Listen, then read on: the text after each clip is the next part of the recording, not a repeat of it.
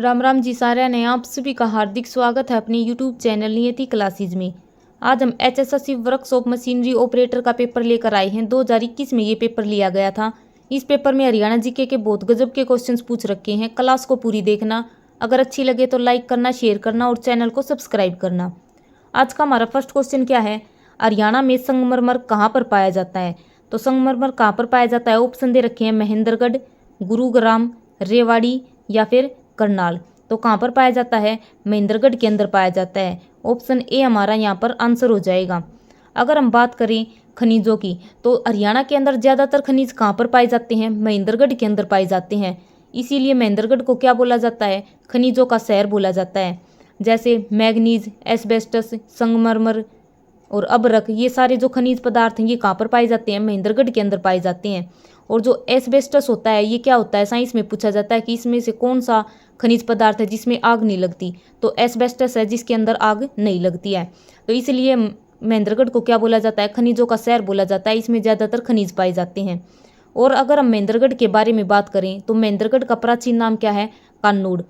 लेकिन इसका नामकरण है वो किस पर हुआ है, नरेंद्र के बेटे महेंद्र के नाम पर हुआ है।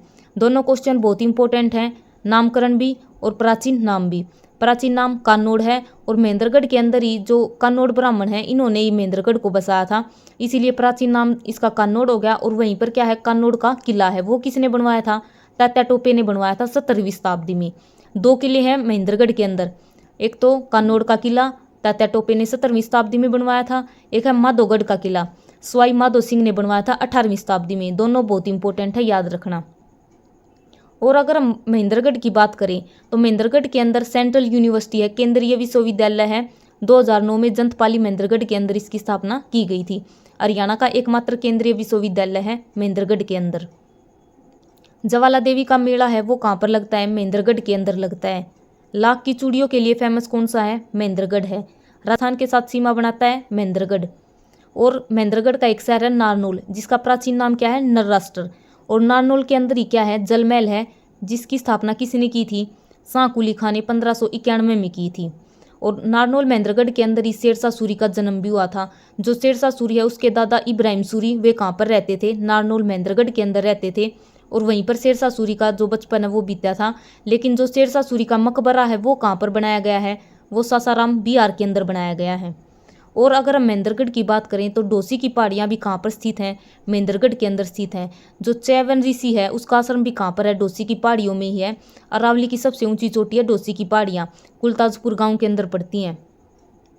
तो ये सारे पॉइंट हमने महेंद्रगढ़ तय याद रखने हैं। जो पिपलाद ऋषि है, चैवन ऋषि है और बागोद ऋषि है, ये तीनों ऋषि हैं, तीनों के नाम पेपर में पूछे जाते हैं। अगर हम यहाँ पर गुरुग्राम की बात करें तो चीनी मिट्टी है गुरुग्राम में पाई जाती है सर्वाधिक। सिकंदरपुर गांव है गुरुग्राम का, वहाँ पर पाई जाती है। रेवाड़ी के अंदर क्या पाया जाता है, जो सलेट का पत्थर होता है, जो सलेटी बित्ती के साथ हम सलेट के ऊपर लिखते थे, जो पत्थर वाली सलेटी होती है सलेट, वो कहाँ पर पाई जाती है, उसका पत्थर कहाँ पर पाया जाता है, रेवाड़ी के अंदर पाया जाता है, कुंडग्राम गाँव है। और एक दादरी के अंदर पाया जाता है कलियाना पत्थर, जिसको इलना पत्थर भी बोला जाता है। भारत का एकमात्र स्थान है चरखी दादरी, वहाँ पर जो कलियाना गांव है वहाँ पर ये पाया जाता है इलना पत्थर। बहुत इंपॉर्टेंट है, पेपर में बहुत बार पूछा गया है। कलियाना गांव चरखी दादरी का हिलना पत्थर पाया जाता है। तो यहाँ पर हमारा आंसर क्या हो जाएगा, महेंद्रगढ़ हो जाएगा। अगला क्वेश्चन है, हरियाणा सरकार द्वारा दिए जाने वाला उच्चतम खेल पुरस्कार का नाम बताइए। तो हरियाणा सरकार जो खेलों में सर्वोच्च सम्मान देती है उसका नाम बताना है। एकलव्य अवार्ड, गुरु विशिष्ट अवार्ड, भीम अवार्ड या फिर विक्रमादित्य। तो कौन सा हो जाएगा हरियाणा का, भीम अवार्ड। ये क्या है, हरियाणा का सर्वोच्च खेल सम्मान है भीम अवार्ड, जिसकी शुरुआत 2001 में की गई थी। अगर भारत का सर्वोच्च खेल सम्मान पूछा जाए तो कौन सा हो जाएगा, मेजर ध्यानचंद खेल रत्न अवार्ड। इसका प्राचीन नाम मतलब इसका पुराना नाम क्या था, राजीव गांधी खेल रत्न अवार्ड था। उसके बाद बदल कर क्या कर दिया, मेजर ध्यानचंद खेल रत्न अवार्ड कर दिया। अगर हम और खेल पुरस्कारों की बात करें, एकलव्य अवार्ड है, ये किसे दिया जाता है, जूनियर खिलाड़ियों को दिया जाता है। 19 वर्ष से जो कम के आयु के खिलाड़ी हैं उनको कौन सा दिया जाता है, एकलव्य दिया जाता है। गुरु वशिष्ठ अवार्ड है, ये किसे दिया जाता है, ये कोच को दिया जाता है। और विक्रमादित्य अवार्ड है, ये किसे दिया जाता है, एम्पायर, रेफरी, इनको दिया जाता है। 2 लाख की राशि इसमें दी जाती है और 2 लाख की इसमें दी जाती है। अर्जुन अवार्ड है, इसकी शुरुआत कब की गई थी? 1961 में की गई थी और 15 लाख रुपए अर्जुन अवार्ड की राशि है। और 2 अवार्ड और हैं। महिलाओं को खेलों में आजीवन योगदान के लिए कौन सा अवार्ड दिया जाता है? रानी लक्ष्मीबाई अवार्ड दिया जाता है। और पुरुषों को कौन सा दिया जाता है? महाराणा प्रताप अवार्ड दिया जाता है। पेपर में ये बहुत इंपॉर्टेंट है, बहुत बार पूछे गए हैं। महिलाओं को रानी लक्ष्मीबाई, पुरुषों को महाराणा प्रताप अवार्ड और जूनियर खिलाड़ियों को एकलव्य अवार्ड। तीनों की तीनों बहुत इंपॉर्टेंट है, पेपर में पूछे जा लिए। अगला क्वेश्चन है, राजा नार सिंह हरियाणा के किस जिले के अंतिम शासक थे? तो राजा नार सिंह के बारे में बताना है, किस जिले के थे अंतिम शासक? हिसार के, अम्बाला के, बल्लभगढ़ के या फिर महेंद्रगढ़ के? तो राजा नार सिंह है, ये किस जिले के थे? बल्लभगढ़ के थे। बल्लभगढ़ कहाँ पर आता है? फरीदाबाद के अंदर आता है। और वर्तमान में बल्लभगढ़ का नाम बदल कर क्या कर दिया गया है? बलरामगढ़ कर दिया गया है। राजा नार सिंह से जितने भी क्वेश्चन हैं उन सब का आंसर क्या होगा? फरीदाबाद होगा, केवल एक क्वेश्चन को छोड़कर। जो नार वन्य जीव अभ्यारण्य है वो कहाँ पर है? वो रेवाड़ी के अंदर है। बाकी जितने भी क्वेश्चन है, नार की हवेली, नार सिंह है, इसकी हवेली कहाँ पर है? बल्लभगढ़ फरीदाबाद के अंदर है। नार सिंह स्टेडियम है जो, वो भी कहाँ पर है? फरीदाबाद के अंदर है। तो ये राजा नार सिंह है, इससे याद रखना। नार वन्य जीव अभ्यारण्य है, ये तो कहाँ पर है? रेवाड़ी के अंदर। लेकिन नार जो स्टेडियम है वो कहाँ पर है? फरीदाबाद के अंदर। और नार सिंह की हवेली कहाँ पर है? बल्लभगढ़, ये भी फरीदाबाद के अंदर है। और एक क्वेश्चन ये पूछा जाता है कि जो राजा नार सिंह का महल था वहाँ पर कौन सा महोत्सव मनाया जाता था? कार्तिक सांस्कृतिक महोत्सव मनाया जाता था। बहुत इंपॉर्टेंट है, HSSC ने पूछा था ये क्वेश्चन। जो राजा नार सिंह के महल में कौन सा महोत्सव मनाया जाता है? कार्तिक सांस्कृतिक महोत्सव मनाया जाता है। तो यहाँ पर हमारा आंसर क्या हो जाएगा? ऑप्शन बी, बल्लभगढ़, जिसका वर्तमान में नाम क्या है? बलरामगढ़। और एक और याद रखना, जो राजा नार सिंह है इसको फांसी कब दी गई थी? बल्लभगढ़ से 1857 की का नेतृत्व किसने किया था? राजा नार सिंह ने किया था। और 1858 में चांदनी चौक पर इनको फांसी दे दी गई थी। 9 जनवरी 1858 को दी गई थी। चांदनी चौक, दिल्ली के चांदनी चौक पर इनको फांसी दी गई थी। और 9 जनवरी को कौन सा दिवस मनाया जाता है? प्रवासी भारतीय दिवस मनाया जाता है। तो यहाँ पर हमारा आंसर क्या है? Option B. अगर हम हिसार की बात करें तो हिसार से 1857 की क्रांति का नेतृत्व किसने किया था? मोहम्मद आजम ने किया था। और 1857 की क्रांति की शुरुआत कहाँ से मानी जाती है? अम्बाला से मानी जाती है। अगला क्वेश्चन है, इंदिरा गांधी सुपर थर्मल शक्ति परियोजना हरियाणा के खालिस्तान जिले में स्थित है। तो इंदिरा गांधी सुपर थर्मल शक्ति परियोजना है, ये किस जिले में स्थित है? ककरोई, यमुनानगर, झज्जर या फिर खेद्दर? तो कहाँ पर स्थित है इंदिरा गांधी सुपर थर्मल शक्ति परियोजना? झज्जर के अंदर है। झज्जर के जो जारली है गाँव, वहाँ पर स्थित है। झज्जर के अंदर 2 हैं, एक तो इंदिरा गांधी सुपर थर्मल शक्ति परियोजना और एक महात्मा गांधी। जो अरावली इंदिरा गांधी सुपर थर्मल शक्ति परियोजना है, ये जो अरावली एक थर्मल कंपनी है उसने इसको स्थापित किया था, इसलिए इसको क्या बोलते हैं? अरावली सुपर थर्मल शक्ति परियोजना भी बोलते हैं। तो इंदिरा गांधी और महात्मा गांधी वाली दोनों की दोनों परियोजना कहाँ पर है? झज्जर के अंदर स्थित है। और अगर परियोजना है काकरोई सूक्ष्म जल विद्युत परियोजना है, ये कहाँ पर है? ये सोनीपत के अंदर है, काकरोई वाली। यमुनानगर के अंदर कौन सी है? दीनबंधु छोटू राम है।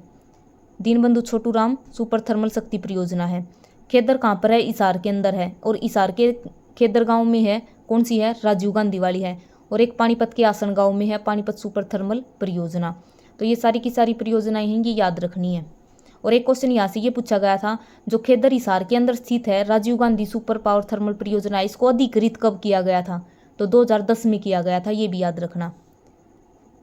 ये क्वेश्चन है, अकबरनामा का अंग्रेजी में अनुवाद किसके द्वारा किया गया था? जो क्वेश्चन इंडिया जीके का पेपर में आगे पूछा जा सका है वे भी क्वेश्चन जरूर करवाए जाएंगे। तो अकबरनामा है, ये किसने लिखी थी?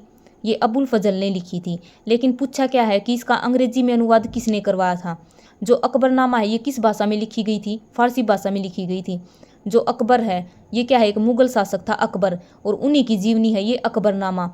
और मुगल जो साम्राज्य था, मुगल वंश था, उसकी भाषा कौन सी थी? फारसी थी। तो इसीलिए जो अकबरनामा है ये भी किस भाषा में लिखी हुई थी? फारसी भाषा में लिखी हुई थी। और इसका अंग्रेजी में अनुवाद किसने किया था? हेली है बेवरीज ने किया था। ऑप्शन ए हमारा यहाँ पर आंसर है। लेकिन ये फारसी भाषा में किसने लिखी थी? अबुल फजल ने लिखी थी। अबुल फजल कौन था? अकबर का दरबारी कवि था अबुल फजल। आईने अकबरी या फिर अकबरनामा बोल सकते हैं हम इसको, अबुल फजल ने लिखी थी। अलबरूनी कौन था? ये महमूद गजनवी के साथ भारत आया था। अलबरूनी की पुस्तक है किताब उल हिंद या फिर तहकीक ए हिंद पुस्तक है। बहुत बार पेपर में पूछी जा है कि जो कुरुक्षेत्र का थानेसर है उसका वर्णन किस पुस्तक में मिला है? अलबरूनी की किताब उल हिंद में मिला है। और एक कुरुक्षेत्र का ब्रह्म सरोवर है, उसका भी वर्णन किस में मिला है? अलबरूनी की पुस्तक में मिला है, किताब उल हिंद में। तो याद रखना, अलबरूनी महमूद गजनवी के साथ भारत आया था, किताब उल हिंद इसकी पुस्तक है। यहाँ पर आंसर क्या हो जाएगा? हेलिए बेवरीज ने अकबरनामा का अंग्रेजी में अनुवाद किया था। अगला क्वेश्चन है, यह सेना जनरल जो हरियाणा से आते हैं उन्होंने 2007-10 के बीच में भारतीय सेना के 23वें सेना प्रमुख के रूप में सेवा दी थी। तो भारतीय सेना के सेना प्रमुख हैं 2007 से लेकर 10 तक कौन बने थे, ये बताना है। नायक हरि सिंह, दलबीर सिंह सुहाग, निर्मल चंद्र विज, उपयोग में से कोई नहीं। तो 2007 से लेकर 10 के बीच में कौन रहे थे सेना प्रमुख? दीपक कपूर रहे थे, लेकिन इसमें ऑप्शन में नहीं है। तो यहाँ पर आंसर क्या है? उपयुक्त में से कोई नहीं। तो याद रखना, हरियाणा से थे दीपक कपूर, जो कि भारतीय सेना के प्रमुख बने थे। ये तो 25वें नंबर के थे दीपक कपूर, 2007 से लेकर 2010 तक बने थे ये दीपक कपूर। अगर हम यहाँ पर भारतीय सेना के बारे में बात करें तो जो भारतीय सेना है उसके प्रमुख कौन है? मनोज पांडे हैं। वर्तमान में जो इसके सेना प्रमुख हैं वे कौन है? मनोज पांडे हैं। भारतीय सेना है यानी कि थल सेना दिवस है वो कब मनाया जाता है? 15 जनवरी को मनाया जाता है। एयरफोर्स डे है वो कब मनाया जाता है? 8 अक्टूबर को मनाया जाता है। नेवी डे कब मनाया जाता है? 4 दिसंबर को मनाया जाता है। तीनों डे याद रखना, थल सेना दिवस 15 जनवरी को, एयरफोर्स दिवस 8 अक्टूबर को और नेवी दिवस 4 दिसंबर को मनाया जाता है। और जो एयरफोर्स के हैं वे हेड कौन है? विवेक राम चौधरी हैं। और नेवी के कौन है? आर हरि कुमार हैं। तो याद रखना। और जो थल सेना के सेना प्रमुख वर्तमान में कौन है? मनोज पांडे। और एक याद रखना कि भारत के पहले CDS कौन थे? जनरल बिपिन रावत थे। और वर्तमान में कौन है, मतलब दूसरे CDS कौन बने हैं? अनिल चौहान। तो ये सारे क्वेश्चन यहाँ से याद रखना। अगला क्वेश्चन है, हरियाणा में निम्नलिखित में से किस भौगोलिक स्थान में यमुना नदी प्रविष्ट होती है? तो ये देखो, चारों के चारों ऐसे स्थान हैं यमुना नदी से रिलेटेड है, लेकिन पेपर में हम तक क्या पूछा कि भौगोलिक स्थान बताना है यमुना नदी का जहाँ पर ये क्या होती है? प्रविष्ट होती है। तो ताजेवाला, अथिनी कुंड, चंपासर या फिर कालेसर वन। तो यमुना नदी हरियाणा के अंदर कहाँ से प्रवेश करती है? यमुनानगर से प्रवेश करती है। और जो कालेसर जंगल है वहाँ से प्रवेश करती है। तो यहाँ पर हमारा आंसर क्या हो जाएगा? ऑप्शन सी हो जाएगा। जो कालेसर जंगल है, कालेसर वन्य जीव अभ्यारण्य है, वहाँ से ये यमुना नदी यमुनानगर से प्रवेश करती है हरियाणा के अंदर। और वहाँ पर क्या बनाया हुआ है? ताजेवाला बैराज है वो बनाया हुआ है। इसका जो ताजेवाला है पुराना नाम है, इसका अब इसकी जगह कौन सा बना दिया है? अथिनी कुंड बना दिया है। 1999 में बनाया था, ताजेवाला की जगह बनाया है यो अथिनी कुंड, जिसको मछुआरों का स्वर्ग बोला जाता है। और इसी अथिनी कुंड बैराज से यमुना नदी है 2 भागों में बांट रखी है, एक तो पश्चिमी यमुना नहर और एक है पूर्वी यमुना नहर। पेपर में पूछा जाता है कि हरियाणा की सबसे प्राचीन नदी कौन सी है? तो पश्चिमी यमुना नहर है, जिसके द्वारा हरियाणा के अंदर सिंचाई की जाती है। और जो यमुना नदी है बना और यूपी के बीच में सीमा बनाती है, ये भी याद रखना। और जो अथिनी कुंड है ये हरियाणा का एकमात्र कंक्रीट बैराज है, ये भी याद रखना। पेपर में पूछा जाता है कि हरियाणा का एकमात्र कंक्रीट बैराज कौन सा है? अथिनी कुंड बैराज। एक पेपर में ये पूछा जाता है कि हरियाणा का एकमात्र गुरुत्व बांध कौन सा है? अनंगपुर बांध है फरीदाबाद के अंदर। तो ये दोनों पॉइंट यहाँ से याद रखने हैं। अगर हमसे पूछा जाए कि यमुना नदी किस ग्लेशियर से निकलती है तो हम आंसर क्या करेंगे? चंपासर ग्लेशियर से निकलती है। तो चारों के चारों ऑप्शन यमुना नदी से रिलेटेड दे रखे थे, तो हमने क्वेश्चन की लैंग्वेज समझ के आंसर करना है। अगर हमसे बांध पूछा जाए कि किस बांध से यमुना नदी को मतलब निकाला गया है, तो अथिनी कुंड बैराज से निकाला गया है चंपासर ग्लेशियर। और कालेसर वन है यहाँ से हरियाणा के अंदर प्रवेश करती है। और जो यमुनानगर है उसका नाम भी यमुना नदी के किनारे होने के कारण उसका नाम यमुनानगर पड़ा है। तो ये सारे पॉइंट हमने यहाँ से याद रखने हैं। और नदियों के ऊपर एक क्लास बना रखी है, बिल्कुल छोटी सी है, 10-15 मिनट की वीडियो है। हरियाणा मतलब HSSC ने जितने भी नदी तक कोई भी क्वेश्चन पूछ रखे हैं सारे के सारे वहाँ पर कवर कर रखे हैं। तो एक बार जाकर नदियों का चैप्टर जरूर देख लेना।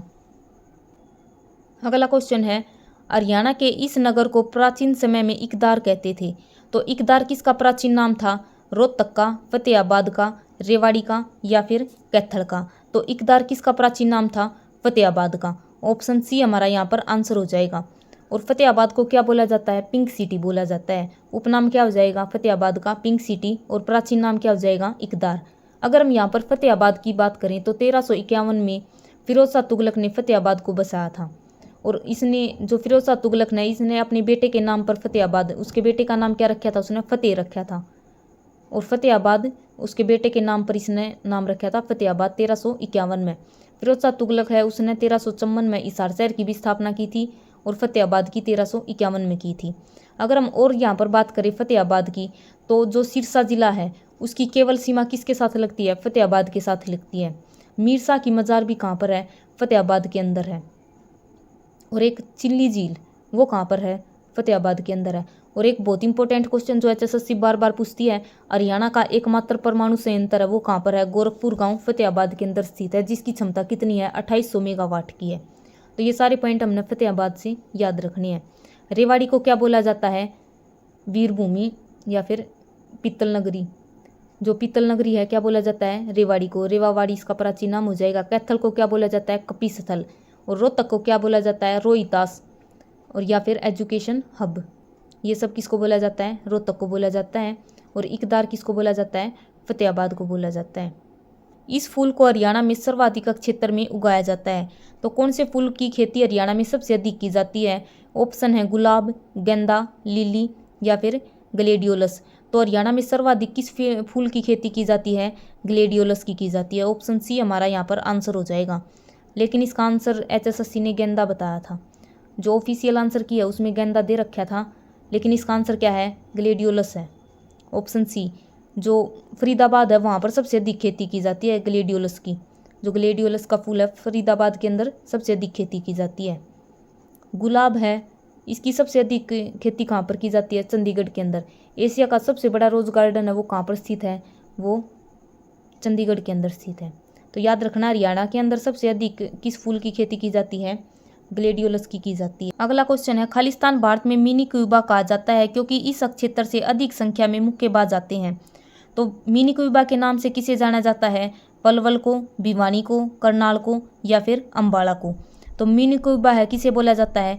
भिवानी को बोला जाता है, क्योंकि यहाँ से क्या है बहुत सारे मुक्केबाज आते हैं।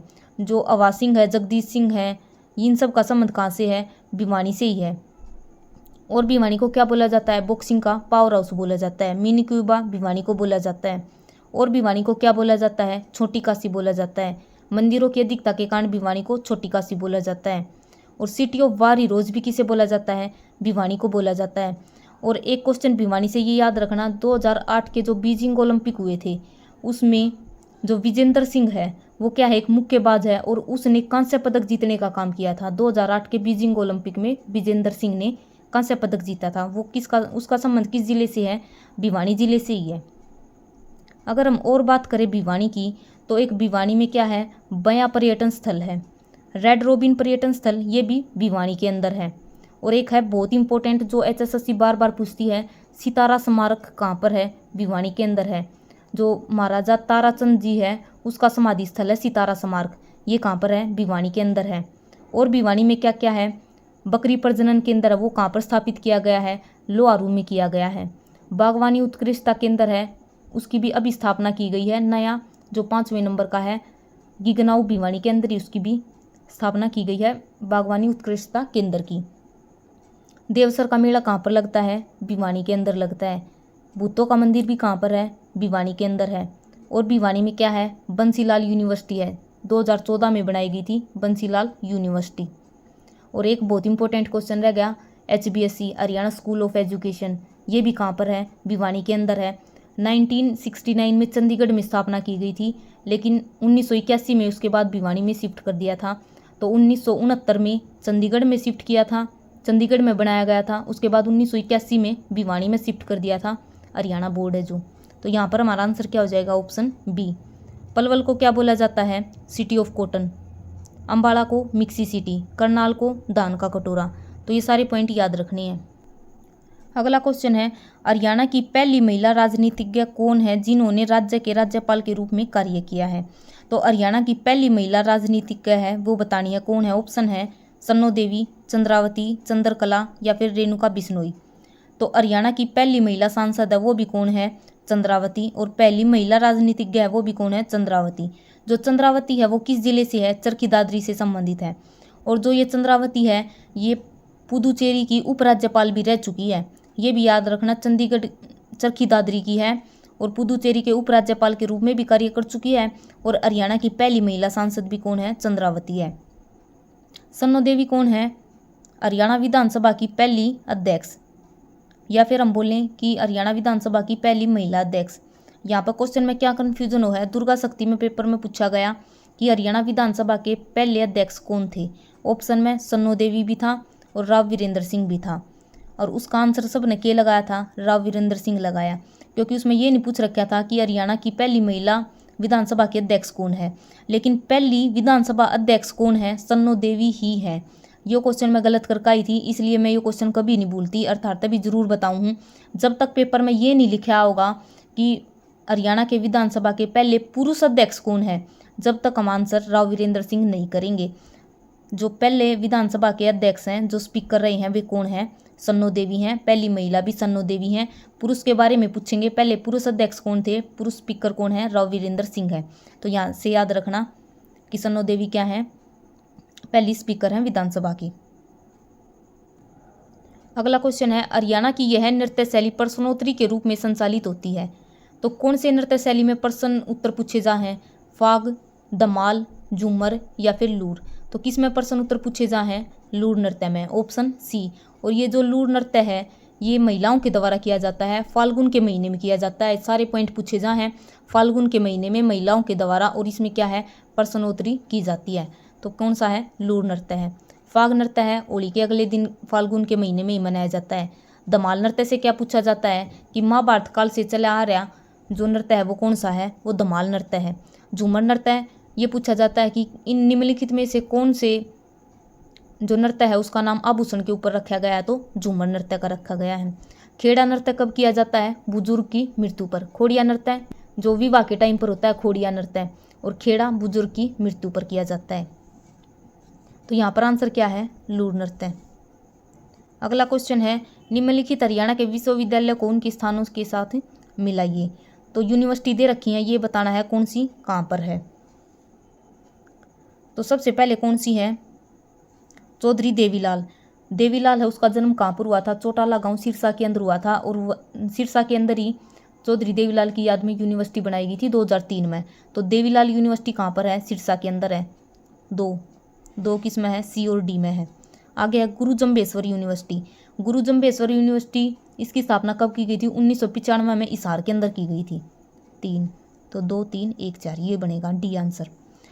महर्षि दयानंद यूनिवर्सिटी है, रोहतक के अंदर है, 1976 में बनी थी। महर्षि मार्कंडेय यूनिवर्सिटी कहाँ पर है, मुलाना अम्बाला के अंदर है।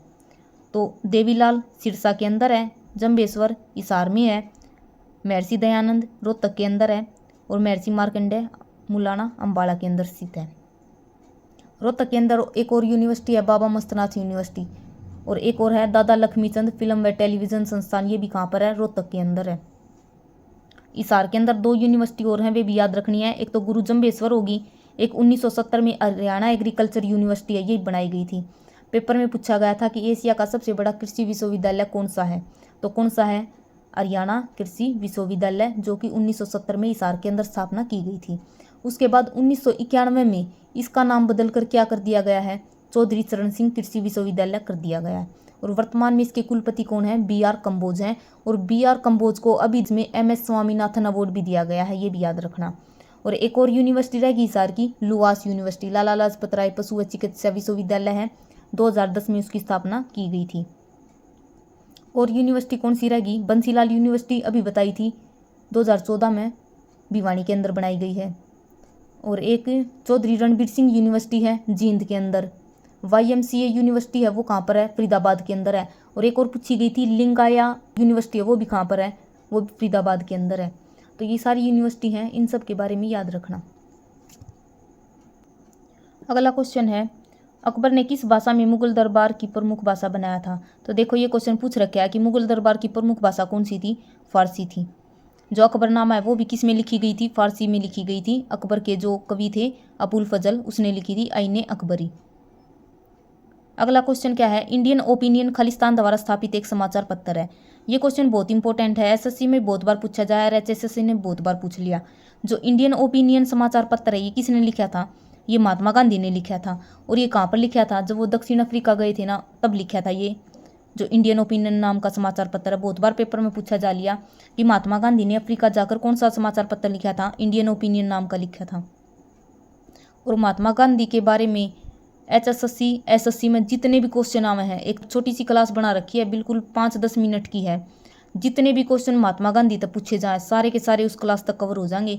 एक बार जाकर महात्मा गांधी के ऊपर वह क्लास जरूर देख लेना। बाबा साहेब अम्बेडकर, ये भी बहुत इंपॉर्टेंट है। कल इनकी जयंती थी, 14 अप्रैल को थी। बाबा साहेब, जो मूक नायक पत्रिका है वो किसकी है? बाबा साहेब की है। प्रारूप समिति के अध्यक्ष भी कौन थे? बाबा साहेब अम्बेडकर थे। तीनों गोलमेज सम्मेलनों में भाग लेने वाले भी कौन थे? बाबा साहेब अम्बेडकर। तो ये सारे पॉइंट यहाँ से याद रखना। अगला क्वेश्चन क्या है? करनाल का युद्ध खालिस्तान के बीच में लड़ा गया। तो करनाल का युद्ध कब लड़ा गया था? ये 24 जनवरी 1739 को लड़ा गया था। किस किस के बीच में? नादिर शाह और मोहम्मद शाह रंगीला के बीच में लड़ा गया था। जो ईरान का नेपोलियन है वो किसे बोला जाता है? नादिर शाह को बोला जाता है। तो ये जो करनाल का युद्ध है 1739 में नादिर शाह और मोहम्मद शाह रंगीला के बीच में लड़ा गया था। और इसमें जीत किसकी हुई थी? नादिर शाह की हुई थी। पेपर में ये पूछा जाता है कि जो नादिर शाह है भारत से जब गया तो क्या लेकर गया था? कोई नूर हीरा और तख्ते ताउस, जिसको मयूर सिंहासन बोलते हैं। ये दोनों कौन लेकर गया था? नादिर शाह अपने साथ लेकर गया था। जो तख्ते ताउस है, मयूर सिंहासन है, इसका निर्माण किसने करवाया था? शाहजहां ने करवाया था। और इसके जो मयूर सिंहासन है इस पर बैठने वाला अंतिम राजा कौन था? मोहम्मद शाह रंगीला था। तो याद रखना, यहाँ पर करनाल का युद्ध किसने जीता था? नादिर शाह ने जीता था। 1739 में ये युद्ध लड़ा गया था। ऑप्शन बी हमारा यहाँ पर आंसर है। अगला क्वेश्चन है, नेत्र दोष हाइपरमेट्रोपिया, जिसको हम क्या बोलते हैं? दूरदृष्टि दोष बोलते हैं, को खालिस्तान के प्रयोग के द्वारा सही किया जाता है। ये क्वेश्चन 2019 का लैब अटेंडेंट में पेपर आया था, मेरी शिफ्ट में था। और सबसे पहला क्वेश्चन ये था। मैं हमेशा उत्तर लेंस और अवतल लेंस इनमें कंफ्यूज होया करूँ, तो याद रखना जो हाइपरमेट्रोपिया है इसमें कौन सा लेंस लग गया करे? उत्तर लेंस लग गया करे। ये क्वेश्चन मैं गलत करके आई थी, जब पाछा मैं इसका आंसर नहीं भूली हूँ कदे भी। तो हाइपरमेट्रोपिया में उत्तर लेंस लग गया करे। और जो मायोपिया है, निकट दृष्टि दोष है, उसमें कौन सा लग गया करे? अवतल लेंस लग गया करे। और एक और रह गया, जो बेलनाकार लेंस है इस यो कौन सी में लग गया करे? एस्टिग्मेशन हो जाना है जब लग गया करे बेलनाकार। दाहिने हाथ का संघ खालिस्तान की रचना है। तो दाहिने हाथ का संघ है ये किसकी रचना है? बंसीलाल की, अली बख्श की, योगेश्वर बालकराम की, या फिर सैयद गुलाम हुसैन शाह की। तो दाहिने हाथ का संघ है ये किसकी रचना है? ये सैयद गुलाम हुसैन शाह की है। ऑप्शन सी हमारा यहाँ पर आंसर हो जाएगा। बंसीलाल है, बंसीलाल का जन्म कहाँ पर हुआ था? गोलागढ़ भिवानी के अंदर हुआ था। और इनके नाम पर ही क्या बनाई गई है? चौधरी बंसीलाल यूनिवर्सिटी 2014 में भिवानी में बनाई गई थी। जो बंसीलाल है इससे 2-3 क्वेश्चन क्या क्या पूछे जाया करें। बंसीलाल के टाइम पर 1970 में हरियाणा के हर एक गाँव में बिजली पहुँचाने का काम किया गया था। और बंसीलाल ने अपनी न्यारी अलगता पार्टी बनाई थी, हरियाणा विकास पार्टी, जिसका चुनाव चिन्ह क्या था? लड़का लड़की। पहली बार चुनाव कब हुए थे इस पार्टी पर? 1996 में। उसके बाद ये जाके कांग्रेस में विलय हो गई थी। और बंसीलाल ने क्या किया था? हरियाणा की दूसरी भाषा किसको घोषित किया था? तमिल को किया था। और फिर 2010 में हुड्डा सरकार ने इसको बदल कर क्या कर दिया? पंजाबी कर दिया, तमिल की जगह। तो ये पॉइंट है बंसीलाल तक याद रखना। जो अली बख्श हैं ये रेवाड़ी के थे। तो कमेंट करके बताना अली बख्श को क्या कहा जाता है। अगला क्वेश्चन है, हरियाणा में अरावली पर्वत का सबसे ऊंचा प्रदेश खालिस्तान है। तो जो अरावली की पहाड़ी है इसका सबसे ऊंचा हरियाणा के अंदर कौन सा है? दासी पर्वत, मतलब डोसी की पहाड़ियाँ हैं ये, दासी लिख रखा है इन्हें। दासी पर्वत, कैरो शिखर, मेवात शिखर, टिपरा पर्वत। तो दासी पर्वत है ये सबसे ऊंचा है, महेंद्रगढ़ के अंदर है ये। डोसी की पहाड़ियाँ जहाँ पर चैवन ऋषि का आश्रम है, डोसी की पहाड़ियाँ कुलताजपुर गांव महेंद्रगढ़ के अंदर है। तो अरावली का सबसे ऊंचा प्रदेश कौन सा हो जाएगा? दासी पर्वत। जो अरावली की अगर सबसे ऊंची चोटी भारत के अंदर पूछी जाए तो राजस्थान के अंदर पड़ती है गुरु शिखर। और हरियाणा में कौन सी है? डोसी की पहाड़ियाँ। अरावली की पहाड़ियाँ दक्षिण साइड हैं, ये भी याद रखना। और सबसे ओल्ड फोल्ड माउंटेन है, एसएससी में बहुत बार पूछा जा लिया कि निम्नलिखित में से ओल्ड फोल्ड माउंटेन कौन सी हैं? तो अरावली सबसे ओल्ड फोल्ड माउंटेन्स हैं। जो टिपरा पर्वत है इस पेपर में क्या पूछा जा है? जो मोरनी की पहाड़ी है और टिपरा की पहाड़ी है, इन दोनों के बीच में मतलब कौन सी नदी बह है? घग्गर नदी बह है, बहुत बार पेपर में पूछा जा लिया। कैरो शिखर है ये मोरनी की पहाड़ियों का सबसे ऊंचा है, 1514 मीटर ऊंची है। कैरो मोरनी की पहाड़ियों की सबसे ऊंची चोटी है। और जो कैरो शिखर है ये किसकी है? शिवालिक की पहाड़ी भी बोल सकते हैं, मतलब जो मोरनी की पहाड़ियाँ वे शिवालिक का ही पार्ट हैं। और मोरनी की पहाड़ियों का सबसे ऊंचा जो शिखर है वो क्या है? कैरो। क्वेश्चन है, यह शहर हरियाणा का नैनो शहर कहलाता है। तो नैनो सिटी किसे बोला जाता है? पंचकुला को। ऑप्शन ए हमारा यहाँ पर आंसर हो जाएगा। गुरुग्राम को क्या बोला जाता है? साइबर सिटी, मनोरंजन हब, सपनों की नगरी, ये किसको बोला जाता है? गुड़गांव को बोला जाता है। झज्जर को क्या बोला जाता है? शहीदों का शहर बोला जाता है झज्जर को। और पलवल को क्या बोला जाता है? City of cotton. और एक याद रखना जो पंचकुला का एक और है पिंजौर, पिंजौर है उसको क्या बनाने की घोषणा की गई थी, फिल्म सिटी बनाने की गई थी। गुरुग्राम और पिंजौर को फिल्म सिटी, पंचकुला को नैनो सिटी और पलवल को सिटी ऑफ कॉटन। तो ये सारे उपनाम हैं, याद रखना। ये है हरियाणा की सबसे ऊंची चोटी किस जिले में स्थित है। तो बताई थी हरियाणा की जो सबसे ऊंची चोटी है वो कौन सी है, कैरो चोटी है, मोरनी की पहाड़ियों में स्थित है और वो कहाँ पर है, पंचकुला के अंदर है। ऑप्शन ए हमारा यहाँ पर आंसर हो जाएगा। जो कैरो चोटी है मोरनी की पहाड़ियों के अंदर स्थित है और मोरनी की पहाड़ियों में एक और बनाया गया है जो पंचकुला है, वहाँ पर क्या है, फिसेंट प्रजनन केंद्र है, वो कहाँ पर है, मोरनी की पहाड़ियों में। और एक और क्वेश्चन जो कि बहुत इंपॉर्टेंट है, विश्व का सबसे बड़ा हर्बल पार्क है वो भी कहाँ पर बनाया जाएगा, मोरनी की पहाड़ियों में बनाया जाएगा। तो बहुत इंपॉर्टेंट क्वेश्चन है, पेपर में पूछा भी जा लिया कि विश्व का सबसे बड़ा जो हर्बल पार्क है वो कहाँ पर बनाया जाएगा, मोरनी की पहाड़ियों में बनाया जाएगा। लेकिन हरियाणा का जो पहला हर्बल पार्क है वो कहाँ पर बनाया गया था, वो हर्बल पार्क कहाँ पर है, यमुनानगर के चूरपुर में है। ये भी याद रखना, उसका नाम क्या है, ताऊ देवीलाल हर्बल पार्क है। तो याद रखना सबसे ऊंची चोटी कौन सी है, कैरो, जो कि पंचकुला के अंदर स्थित है। और पंचकुला में क्या क्या है, अभी बात की, पंचकुला को क्या बोला जाता है, नैनो सिटी। और इसका 5 कूप यानी कि कुओं के कारण इसका नाम क्या पड़ा है, पंचकुला पड़ा है। वीर शिकारगढ़ वन्य जीव अभ्यारण्य भी कहाँ पर है, पंचकुला के अंदर स्थित है। और जो वीर शिकारगढ़ वन्य जीव अभ्यारण्य है उसके अंदर क्या बनाया गया है, एक जटायु प्रजनन केंद्र बनाया गया है। पेपर में यही क्वेश्चन पूछा गया था कि जो जटायु प्रजनन केंद्र है इसकी स्थापना कब की गई थी, 2001 में की गई थी। तो याद रखना वीर शिकारगढ़ वन्य जीव अभ्यारण्य जटायु प्रजनन केंद्र है, 2001 में बनाया गया था, पंचकुला के अंदर स्थित है। और पिंजौर जो इसका शहर है, उस पिंजौर का पुराना नाम क्या है, पंचमपुरा या फिर विराटनगर। और पिंजौर के अंदर कौन सा है, यादवेंद्र गार्डन है, जहाँ पर क्या लगता है, आम मेला लगता है। उत्तर भारत का नंदनवन किसे बोला जाता है, यादवेंद्र गार्डन को ही बोला जाता है। निम्नलिखित में से हरियाणा का कौन सा नगर अंतिम मुगल शासक के नियंत्रण में था। ये देखो, ये क्वेश्चन कितने भी यूट्यूब पे देख लिया हो तो हमने, लेकिन ये HSSC ने पूछ लिया 2021 में। तो जो भी नया क्वेश्चन आया है उसने कॉपी में नोट करके जरूर रिवाइज करा करो, क्योंकि बार बार रिपीट हुए हैं ये क्वेश्चन। तो निम्नलिखित में से कौन सा है जो हरियाणा का अंतिम मुगल शासक के नियंत्रण में था, शाहजहानाबाद, हौज खास, सोनीपत या फिर पानीपत। तो सबसे पहले तो याद रखना जो अंतिम मुगल शासक है वो कौन सा था, बहादुर शाह जफर या फिर बहादुर शाह द्वितीय बोल सकते हैं। तो जो बहादुर शाह जफर है उसके नियंत्रण में कौन सा था, शाहजहानाबाद था। ऑप्शन ए, इसका जो शाहजहानाबाद शहर है ये किसने बसाया था, ये शाहजहां ने बसाया था। ऑप्शन ए हमारा यहाँ पर आंसर हो जाएगा। लेकिन जो ये शाहजहानाबाद है ये दिल्ली के अंदर आता है। अगला क्वेश्चन है, इस राजमार्ग में भारत का सबसे बड़ा टोल प्लाजा स्थित है। तो भारत का सबसे बड़ा टोल प्लाजा है वो कौन सा है, KMP expressway, GT road, Delhi Gurgaon expressway, Sher Shah Suri मार्ग।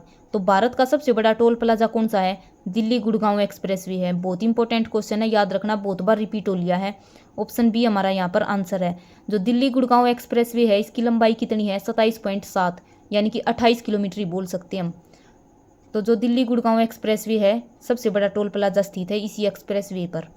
अगर हम यहाँ पर KMP की बात करें तो कुंडली मानेसर पलवल, जिसको हम क्या बोलते हैं, वेस्टर्न पेरीफेरल एक्सप्रेसवे भी बोलते हैं।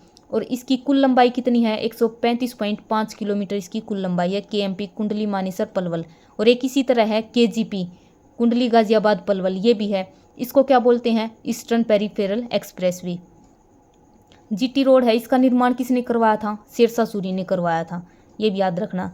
और शेरशाह सूरी मार्ग ये भी बहुत इंपॉर्टेंट है, एक बार पेपर में पूछा गया था कि ऐतिहासिक शेरशाह सूरी मार्ग किसको बोलते हैं। तो राष्ट्रीय राजमार्ग 1 है उसको क्या बोलते हैं, ऐतिहासिक शेरशाह सूरी मार्ग बोलते हैं। तो ये सारे के सारे पॉइंट हमने यहाँ तक याद रखने हैं।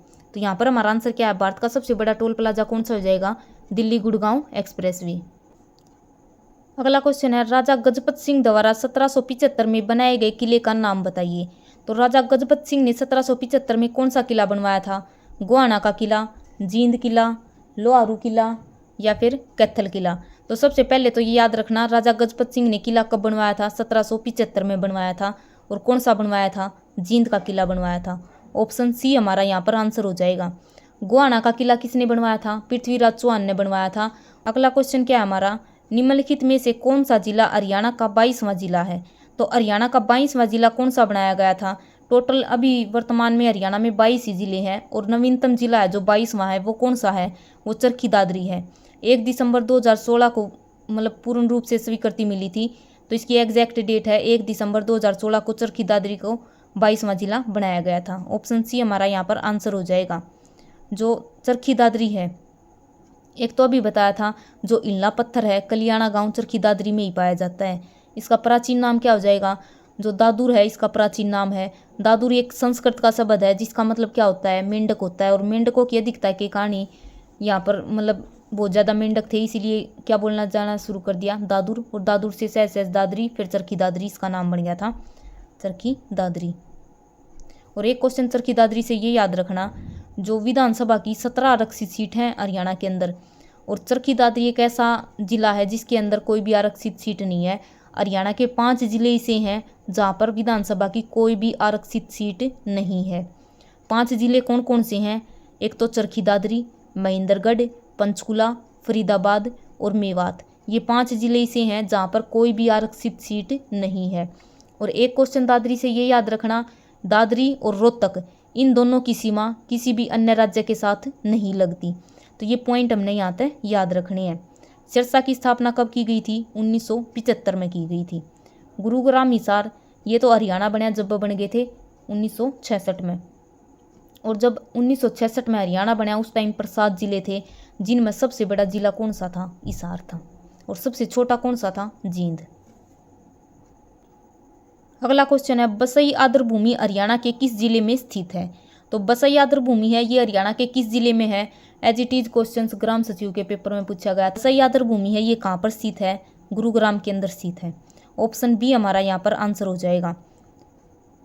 जो आर्द्र भूमि है ये हरियाणा के अंदर दो मतलब हैं तो ज़्यादा, लेकिन जो रामसर सम्मेलन हुआ था 2 फरवरी 1971 को, जो रामसर कन्वेंशन है उसके अंदर हरियाणा की 2 शामिल हैं। एक तो सुल्तानपुर, ये भी गुड़गांव के अंदर है, और एक भिंडावास, ये 2 शामिल हैं हरियाणा की।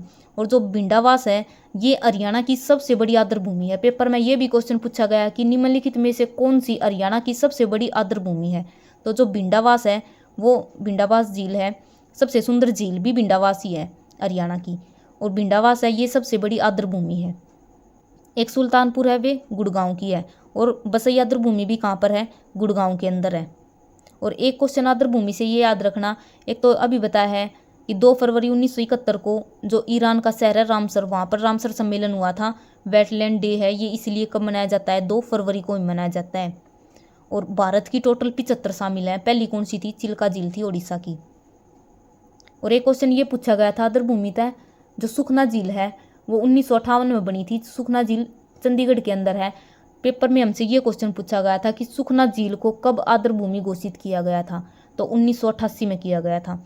ये प्रीवियस क्वेश्चन है, जितने भी बताऊँ मैं, क्योंकि प्रीवियस क्वेश्चन पढ़ूँ हूँ तो सारे मेरे भी गल गल याद हुए हैं। फ़ायदा इसमें मेरा भी है। और कोई भी यूट्यूब पे ऐसा मास्टर नहीं है जो मतलब क्लासेस ले रहा है। सब कोर्ट की अपडेट देवे हैं, 56-57 की अपडेट देवे हैं। ये नहीं बेरा कि 56-57 कैंसिल भी हो उसका है। तो प्रीवियस ईयर क्वेश्चन है, सारा ना कॉपी में नोट करके बार बार रिवाइज करा करो, ये बार बार रिपीट हुए हैं। तो यहाँ पर हमारा आंसर क्या हो जाएगा? गुरुग्राम। ये थे आज के हमारे हरियाणा जीके के क्वेश्चंस। क्लास कैसी लगी कमेंट करके ज़रूर बताना। क्लास को लाइक करना, शेयर करना, और जो भी नया है वो चैनल को सब्सक्राइब करें और लाइक ज़रूर करा करो।